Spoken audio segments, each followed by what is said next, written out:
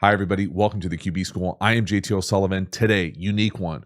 Kelce Brothers, New Heights, big time podcast. We're going to look at Jason Kelce's one Mulligan play of his career. One play he wishes he could have back. It is a massive play, but I feel like the communication, the things to learn from, the nuance, the details in this thing, going to be awesome. Fired up, geeked up. Let's get it going. Welcome to the QB School.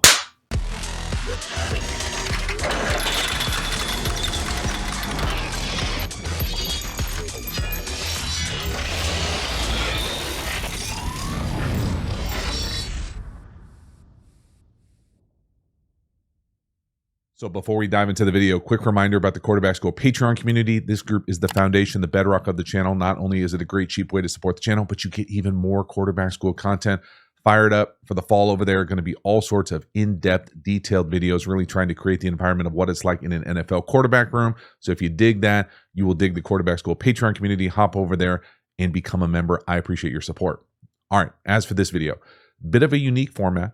Okay, we're going to actually watch the full clip of this kind of cut from the podcast. I didn't watch the whole podcast. I just saw this on my YouTube feed.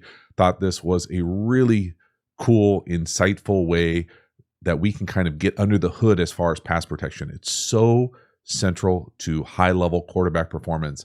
And for this to be an example from Hall of Fame center in the biggest game of the year from a Super Bowl, and to have the kind of nuance and detail that we get from the primary source, from the center, making the call, making the adjustment, understanding the why for how these things happen, and this being the one play he wished he could have back in his career is straight up fascinating to me, because not only is it so critical to kind of the outcome of the game, the season, but even the way that, and I really, really like Jason Kelce, not from like a personality standpoint, I don't know him personally, but just seems like a genuine good dude, has a great time, obviously a really good center.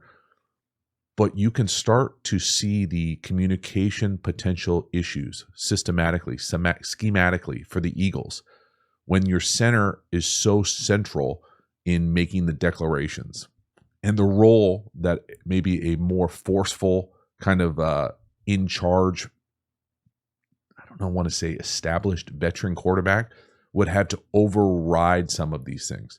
Now, are you going to override a Hall of Fame center all the time? Hell no.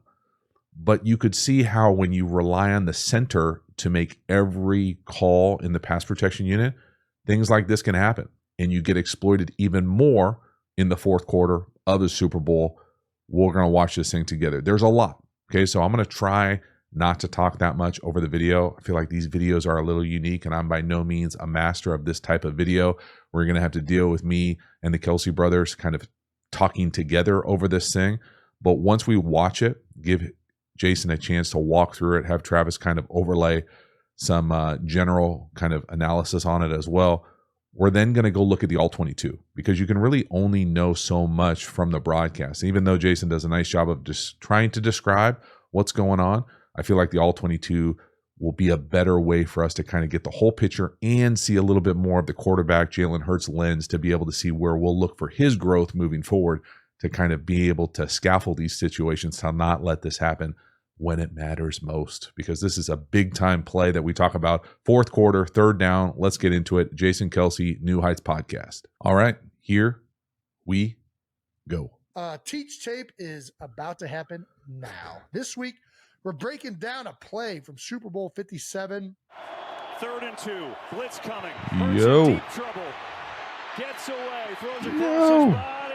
Incomplete. What inspired this play to be talked about, my man Michael Collins, former caddy, How about that background? and also fellow podcaster. Hey-o. Michael asked me at the Eagles Autism Foundation golf outing this week if I had one mulligan that I could take on my career, Do-over what would it be? for you non-golfers. This is the play. This is the play that I think about when I think about Super Bowl 57, and ones that I would like back that Travis ended up winning. So this is 3rd and 2, Look at that late shot. in the game, Love it. fourth quarter. Chiefs are up. We are going, and hopefully if we convert here, going down to score. We end up running a protection that is a play action protection. The tight end is going to slice back.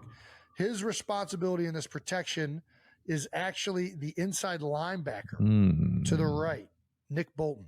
The line's offensive responsibility is the 4 down lineman, and the back is responsible coast to coast, 4 to 4. Okay, quick pause. We're going to go back here.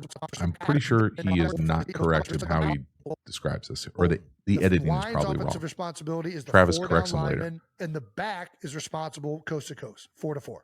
Okay. Spags ends up drawing up a saw blitz.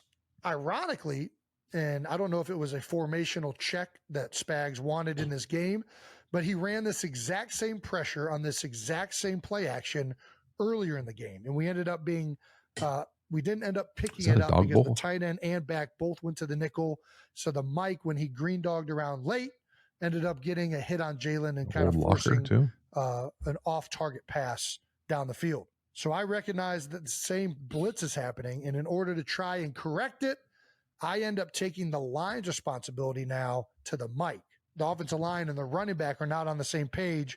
And as you're going to see, the Sam linebacker is going to run off the end of the line scot-free. This is a play where one of the downsides of this protection is we don't rep it a lot versus exotic looks. This is a standard protection that we run that certainly matters to 4 down defenses. I should not by any means have tried to adjust this protection, but I did so, unfortunately, based on a play that happened earlier in the game.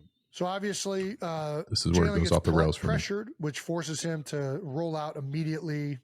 Incomplete. We have to punt. Really, this is the drive where the Chiefs really took up a full touchdown lead on us. All right, just to kind of clarify some stuff for the average fan that really doesn't know what 4 down and the Mike, the Sam, the Will all are. So Sam and Will backers are the outside of the 3 backers. The Mike backer is called the middle backer. That's my guy 32, Nick Bolton, right there. So Jason's saying that initially the play call was the offensive line has the 4 defensive linemen, so the guys that have their hand in the ground for the Chiefs, and the outside backer to, on this cut, the right side. So Travis cleaned it up for us there.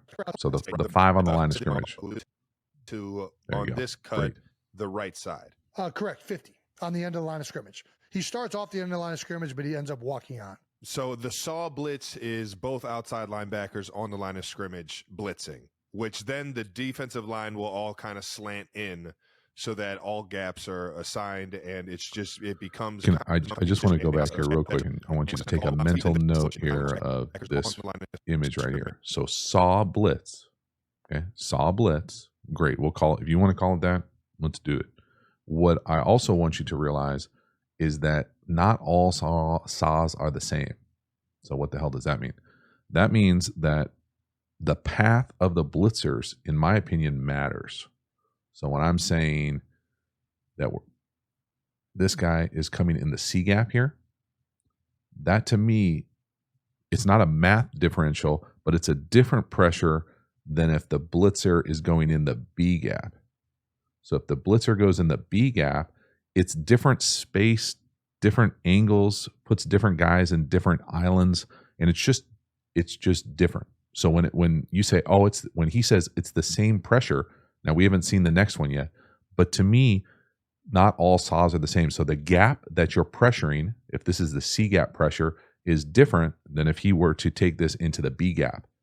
Because now you've got the edge, you've got the defensive ends in the C gap rushing the tackles. So there's just even in that, okay, we're not quite in the level of detail that you would love to see. Which then the defensive line will all kind of slant in so that all gaps are assigned, and it becomes kind of like an overload of just pressure from the outside in. I think the other reason this could have been in is because typically the 3 technique lines up to the tight end.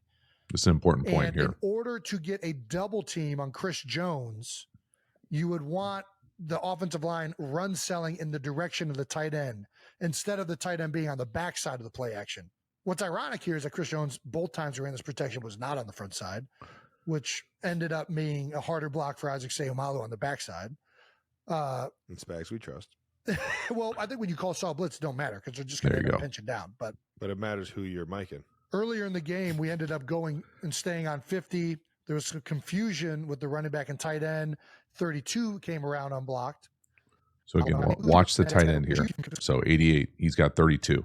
So confusion with the running back and tight end. 32 came around unblocked. So in order to try and correct this, I decided to go to the middle of 3. Back goes to the left. Tight end will go on the nickel. We're all picked up. Bada bing, bada boom. The only problem is we've never. The fact that he even like can say this. I decided to go to the middle of 3. Back goes to the left. Tight end will go on the nickel. We're all picked up. So he's saying that the back is going to go to the middle of 3. To the side the tight end is on. So they're going to like left, both cross. Tight end will go on the nickel. We're all picked up. Bada bing, bada boom. The only problem is we've never repped that, and I tried to pull that out in the biggest moment of the Super Bowl and hope that. I got to go back one more time because I want you to hear the pressure is soft pressure. It's off the edge. I decided to go to the middle of 3. Why would you want to go to the middle of the 3? I'm not saying that by any means that I have a better understanding of any level of ball than a dude who's going to the Hall of Fame, who's done it at a high level. But I just want us to do the mental gymnastics together. If the pressure is coming off the edge and we have 7 people blocking, there's 6.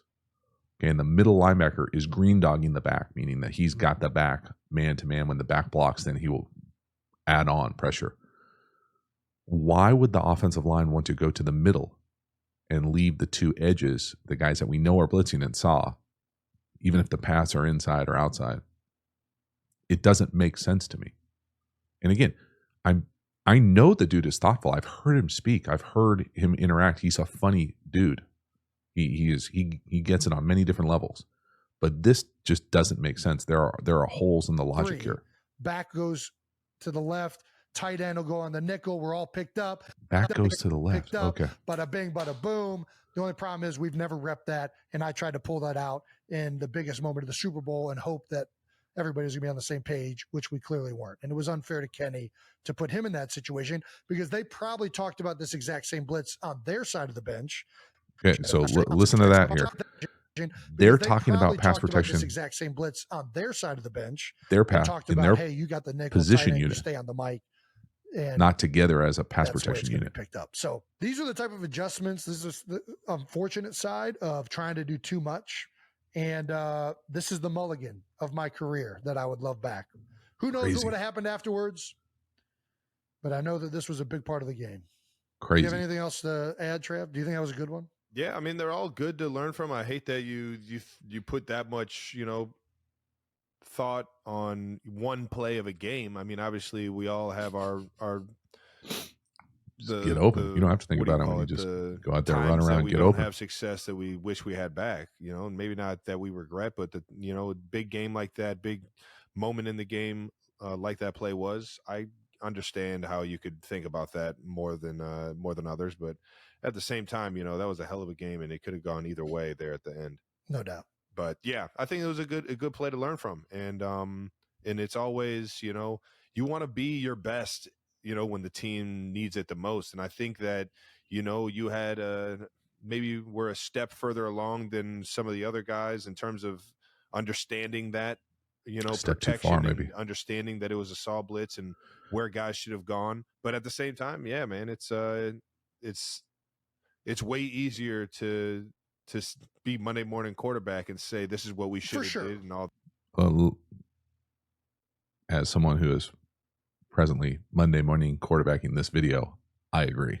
Okay, it doesn't matter, but we can still go through the holes of the logic. But at the same time, yeah, man, it's no doubt. It's way easier to be Monday morning quarterback and say this is what we should have did and all that. Yeah, no question. But in the heat of the game, I don't. Who's to say that was the right or wrong decision, man?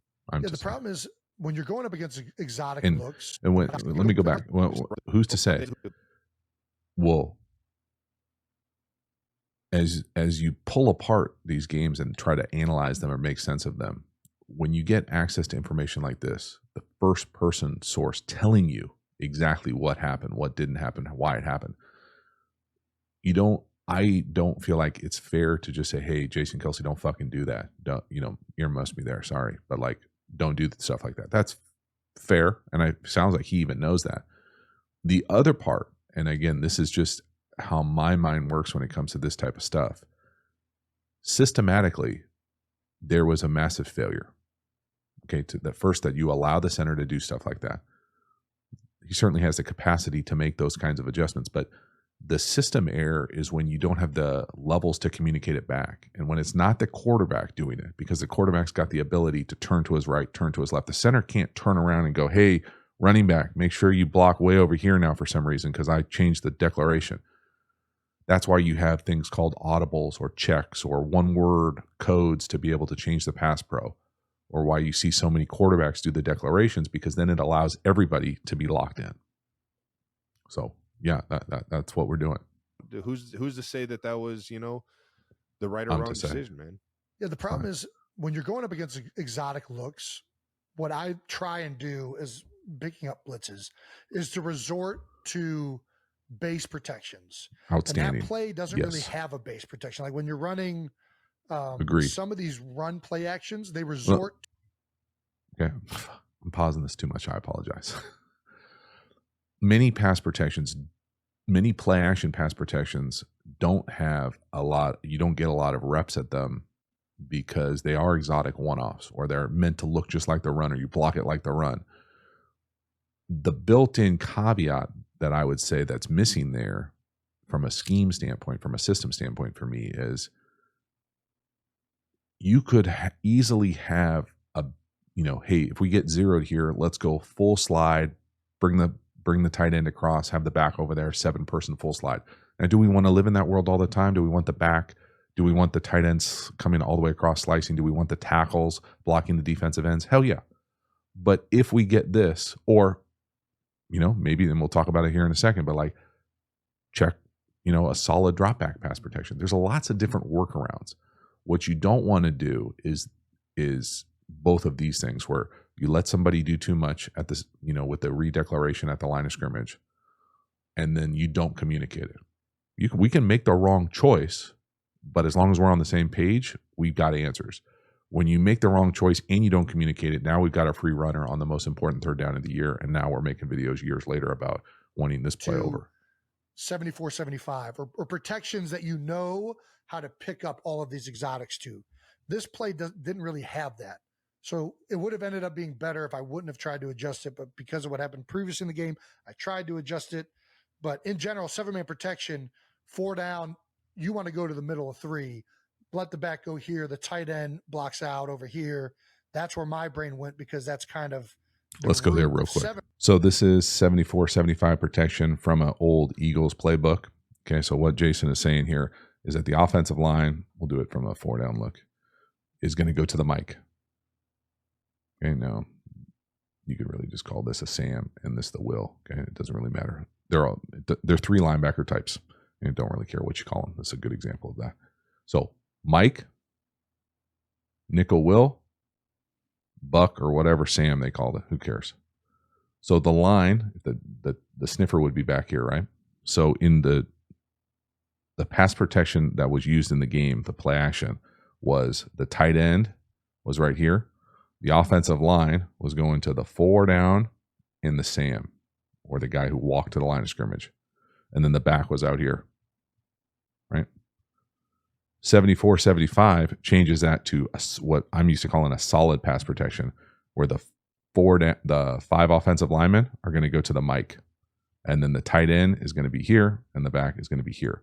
But even the way that Kelce said it, he said it where he wanted when he made the redeclaration. This is where the part that's confusing to me. Made the redeclaration from here to here, so now the line's going to these 5.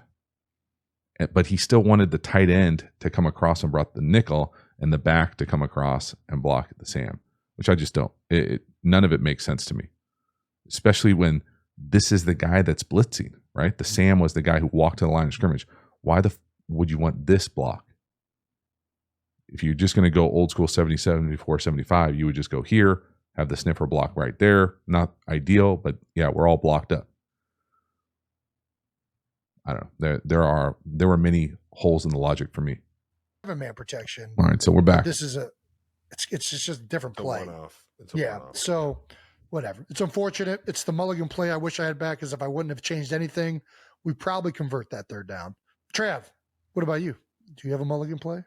Do I have a halftime? You dig the channel and you haven't already, please like, subscribe, hit the bell, get the notifications. I sincerely appreciate you subscribing to the channel. It does mean a lot to me, so I certainly appreciate your support.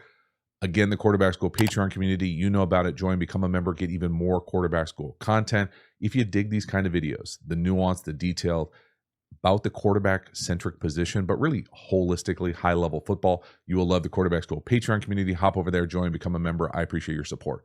We also have Quarterback School courses. Now, we have a number of different courses. The best-selling course is How to Beat Every Coverage, but we also have courses on tempo, pass protection. We even have an entire offense. So if you're interested in any and all of those courses, hop over there and enroll. The link is over at the new website. If you haven't checked out the new website, hop over to the new website. There's a feature where you can ask me anything. It'll point to all sorts of different videos in the library. I certainly appreciate you checking out the new website. Make sure you follow me across social media platforms as well. As for this video, let's get back to it. All right, now let's do what we do on this channel. We're going to do a little all 22 of the two videos, two plays we talked about. The first one right here. This is the first one, third quarter, 2nd and 8.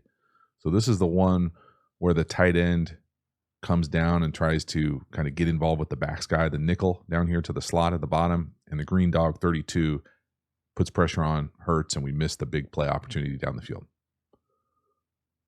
Okay, there's a lot of moving parts. We can see Jason's point. They're going out to the left. You can see it right there. 50, boom. Okay, the tight end 88's on 32, 26 to the right. Now we got a massive opportunity here for a big play. And just watching the tight end, you can see him just kind of get a little lost with his eyes. Woo! As soon as the back blocks, you can see 32 engage in the rush. And that puts pressure on Jalen. And it's still, I mean, we want to say it's right through his hands. I mean, it's certainly catchable. Now, there's a lot of different things moving on here. We're going to first talk just route-wise up top, because I don't know if it's the exact same play that they run next for 3rd and 2. To me, I would classify this as like some iteration of dagger. So there's that kind of clear post. Here's that in. Now, this is the route that is a little unique because he, at the line of scrimmage here, he gaps him at the top of this thing and throws up his hand like mailbox style and then goes. So, you know, if he's looking here, he probably throws it here for a big play. This is still a pretty good opportunity for a big play. It's versus 0. Right, so they end up making this thing 0 here, sort of, with the add-on of the middle linebacker. But the next time we run this, Brown comes up here, he inside releases, and he'd probably get the ball right there. Okay, not this play. I'm saying again, if he was playing here, I would love to throw it there. I still don't think the decision to go here is all that bad. The thing that I love here, and again, I'm just going through the words that Jason used to talk through this thing. This to me is just this tight end not being locked in with just kind of getting his eyes mesmerized on this pressure. So again, to me, this is not traditional saw. I think of traditional saw as this guy on the outside, C-gap pressure. This kind of saw inside, to me, it's a little bit, I would almost say it's easier if you're going to block it like this, because it allows this for the tackles to stay on the ends a little bit easier. Those are the matchups you're trying to, and you're definitely trying to get those matchups in the league. So to me here, just this inside move into the B gap, he just sees it and decides to kind of do too much, and then it allows this linebacker to just, as soon as the back blocks, he adds on, he gets in Jalen's face, and now it's just a little bit off. And this is the play, according to Jason, that leads to the one play he'd won back in his whole career. So again, watch this. Watch the path of the pressure. See the linebackers go inside in the B gap? 0. Now look up top. You got the mailbox from Brown. Got him. And again, I don't think there's anything wrong with the throw. I don't think it's the best decision. Then, you know, if we're on the same page up top, and again, who knows if Brown just does his own thing and throws up a mailbox. But man, that is so close. But this is really important, just watching the mechanics of this for this video. Watch Kelce, the center. Point 50. Okay, we're going 50. And again, if the tight end were to just sit in the A gap, come across, sit right there in the B gap. So sit right there. This thing is blocked up, and we got a big play down the field. But again, because the tight end just sees that guy flash in his eye to the right, he decides to lunge for 21. And now we've got 32 on a free path to the quarterback. And now we've got Jason Kelce trying to do too much the next time. All right, so here's the next one. Down 1, fourth quarter, Super Bowl, 3rd and 2. Ball's on our 33. Watch Kelce. You can see the point. They see him take it to the middle of the 3 linebacker types, 32. There it is. Now 50 walks to the line of scrimmage. But nobody told the tight end. You can see the tight end. And again, Jason said that he thought the tight end would still split flow and the back would come to the left. It just, the first part that just doesn't make sense to me straight up is the middle linebacker is not blitzing. Right? This guy is blitzing. He looks like he's about to try to steal a base or start a sprint. You want the line going here. Now, is it, there are different ways to answer it, but Jason basically said, hey, let's go 74-75. Well, 74, 75, 74 here because it's, or 75, I guess, because it's a left formation, would put the line there to here. And then to me, I would want the tight end here and I would want the back there. That to me is sound pass pro. I wouldn't want to keep the split flow action and do this when you know you're getting edge pressure, C-gap, saw dog. Again, not the same to me because in this pressure, just like Travis said, he kind of fell into the right answer. There's nowhere to go. It's all muddied up. When it's that saw B, meaning that these guys are going wide, the defensive ends are in the C-gap, and now we're taking the edge pressure and going B-gap here, it creates these huge holes in the B-gap, and that's where we got the green dog space. There's no green dog space in this. So it's just, that part of it's unfortunate. It's not the same pressure. The communication is terrible, and it's just frustrating. And I think the frustration was magnified because I think of Jason as super thoughtful, funny, locked in, and I'm sure he is. But this explanation, the reasoning just doesn't make sense to me. So the line's going to 32, and he expects when the line goes to 32, he expects the back to block 50. The tight end's still going to come across and block the nickel. So again, just size-wise, matchup-wise, I would want the tight end on 50. And again, when you're like, all right, smartass, what would you want to do? So what you would want to do is this guy, anybody, not just Jalen Hurts, not picking on Jalen Hurts, the quarterback, to go check, 75, Mike's 32. Then everybody knows what's going on. And again, are they allowed to do that in the system? I don't know. Is it like a Kyle thing where like you can do it if you want, but we don't practice it. We don't have to. We don't ask you to. You can just throw hot. I don't know. Or you can get into a Super Bowl with a Hall of Fame center and have this be the biggest regret of your life. I mean, it's a bummer. It is. It's sad because you didn't have to. And the logic is flawed by just making the point to the guy who's not blitzing. That doesn't make sense to me. Damn. And again, just look at Brown down here at the bottom. This time he releases inside, runs a little in or glance, and it's there. I mean, just damn. 3rd and 2. That's an easy throw down here to the bottom if we're blocked up. And again, just math-wise, 7 on 6. 7 on 6 with a free runner is just gut-wrenching. It's brutal. But it's not just brutal to Jason Kelce. Now, obviously, Jason's the main character in this, but like the systemic failure to not allow the quarterback to do this or to allow the communication to solve this. It's just too easy and just can't happen in the biggest moments like this. Just gut-wrenching. Just absolutely brutal. So that is a wrap. I mean, this thing, you can see the focus, detail, nuance that goes into one play. Now, certainly it's magnified when it's this type of play, this type of player, this situation, time, game, all those sort of things go into it. But how important pass protection is, how important the communication is at the line of scrimmage, the decision-making, the capacity for even someone as good as Jason Kelce, a surefire Hall of Famer, one of, if not the best interior lineman in the league for the last number of years, to be able to have the capacity to do too much when it matters most, and it gnaws at him, right? You can see that kind of like how disappointed he is in himself that he put his team in this situation. And the crazy thing about it, and I think this is the part that was so frustrating for me watching it initially, he didn't have to do it. It is a perfect example of doing too much. Now, is it the perfect pass protection to have on versus this type of quote unquote saw pressure? Probably not. But you'd be blocked up. You know, just because sometimes the angles change with better pass protection, if you want to get into the weeds with the solid 74, 75 stuff versus the, you know, slicing the tight end and who's the tight end got and changing the declaration. For a quarterback, especially a young quarterback, 7-person protection, feeling pretty good. The first time you catch it 0, you got a chance for a massive play.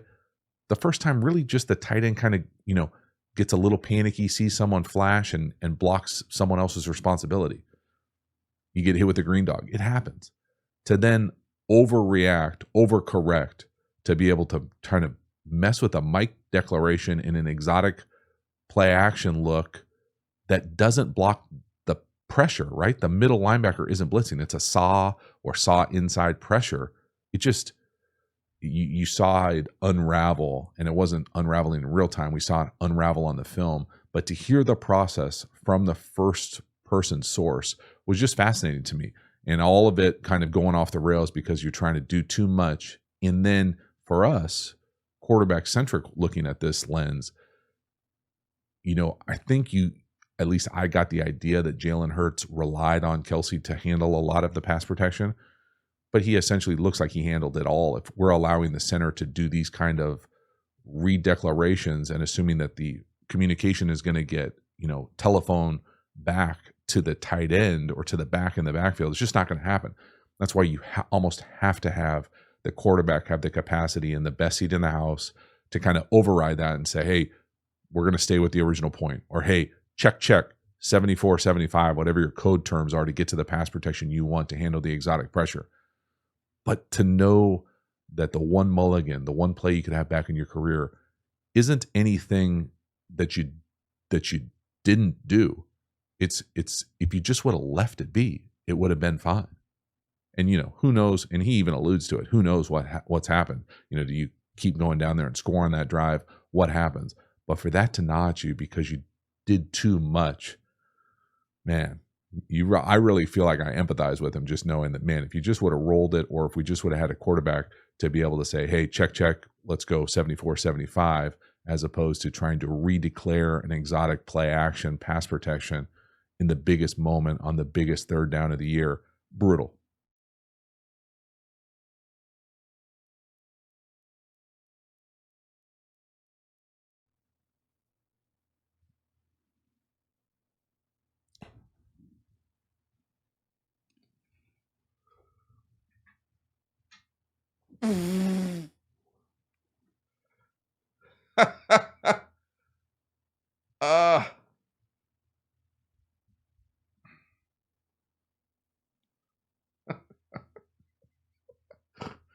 Oh, shit, I cramped up.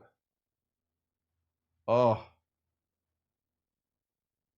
Left hand, you got me.